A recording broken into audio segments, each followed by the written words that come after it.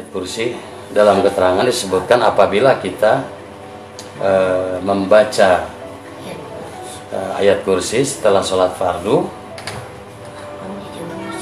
ya dijamin masuk surga. Maka amalan-amalan yang menyebabkan dijamin masuk surga itu dan janji Allah, janji Rasulullah itu, maka setan akan ketakutan. Makanya sihir tidak akan bisa masuk kepada kita. Di antaranya yang pertama menghidupkan sunnah-sunnah Rasulullah SAW. Hidupkan sunnah dari pagi sampai dari bangun tidur sampai mau tidur lagi, gitu ya. Apa dalilnya? Kata Rasulullah, man ayah sunati faqad ahabani wa man ahabani ma yafil. Kana ma yafil jannah. Ya.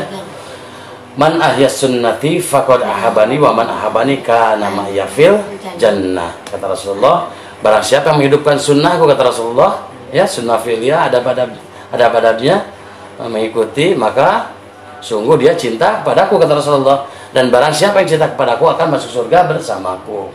Itu yang pertama. Yang kedua, amalan yang paling tidak disuka sama setan, yaitu baca ayat kursi setelah sholat fardu.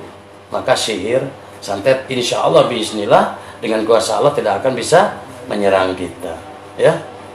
Dan tadi dikatakan dalam sebuah riwayat, sebuah hadis, tidak boleh meninggalkan taklim dengan begitu saja. Itu makruh, ya. Makruh mendekati kepada haram. Karena kalau sudah haram itu sangat dibenci sama Allah, gitu ya. Jadi kalau semuanya masih ada majelis itu tidak boleh. Nah, kecuali misalkan memang benar-benar kebelet, ingin buang air kecil, ingin apa gitu ya, ada keperluan lain sebentar dan itu masuk lagi. Maka tidak boleh meninggalkan begitu saja ketika ada majelis zikir. Karena di dalam majelis zikir itu disebutkan kebesaran-kebesaran Allah Subhanahu wa taala.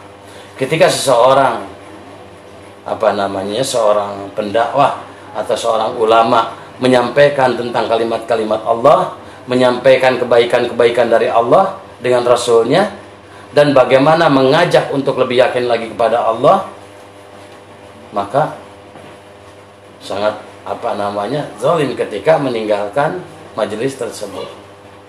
Dan majelis zikir mengingat Allah atau membicarakan kebesaran-kebesaran Allah, ya, atau taklim, ini disunahkan untuk membaca doa apa? Kifaratul majlis. Subhanakallah bihamdika asyhadu an la ilaha illa anta astaghfiruka wa atubu ilaik, ya. Dan perbanyak istighfar. Perbanyak tahlil, tahmid, takbir. Nah, ini ketika seseorang ada di dalam majelis pun, majelis zikir ini atau majelis kebaikan ini, majelis ilmu, maka setan pun, santet pun susah. Sihir ini susah untuk tembus, ya. Karena yang disebut-sebut adalah kebesaran Allah. Dan dalam keterangan disebutkan malaikat ini mengerumuninya, ikut mendengarkan pula itu malaikat ini.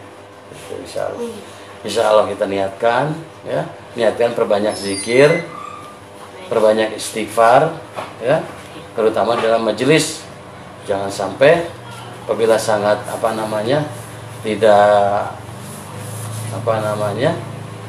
tidak ada keperluan lain atau tidak mendesak, ya, atau misalkan tidak darurat, maka tidak boleh meninggalkan apa tadi?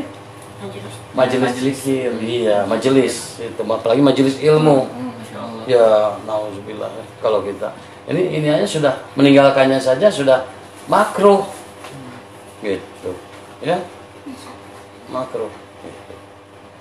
Insya Allah niat amal, ya, karena kita dapat pahalanya ketika duduk saja kita bersama ulama, duduk dalam majelis ilmu, majelis zikir ini, subhanallah, pahalanya luar biasa. Pahalanya luar biasa, gitu ya. Makanya selalu berzikir kepada Allah Subhanahu wa taala. Perbanyak takbir, perbanyak tahmid, ya. Tahlil, tasbih, ya. Tasbih terus dalam hati kita, ya. Boleh dikeluarkan tapi jangan sampai mengganggu orang lain. Iya, orang lain lagi sholat, kita keras-keras baca gitu kan. Kita kan sampai mengganggu. Ya enggak? Gitu. Tapi berzikir dalam hati selalu mengingat kepada Allah. Ya. Masalul ladzi yadhkuru rabbah waladzi la yadhkuru bihi kamasalil hayyi wal mayyit. Perbedaan orang yang berzikir dan tidak berzikir adalah, yang tidak berzikir ini adalah seperti mayat. Ya, dari mayat ini tidak berguna gitu. Insyaallah kita tutup dengan doa kifaratul majelis. Subhanakallah wa bihamdika asyhadu an la ilaha illa anta astaghfiruka wa atubu ilaik. Assalamualaikum warahmatullahi wabarakatuh.